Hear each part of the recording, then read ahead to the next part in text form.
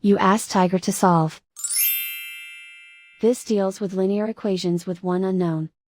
The final result is x equals -2. Let's solve it step by step. Group all constants on the right side of the equation. Add 10 to both sides. Simplify the arithmetic.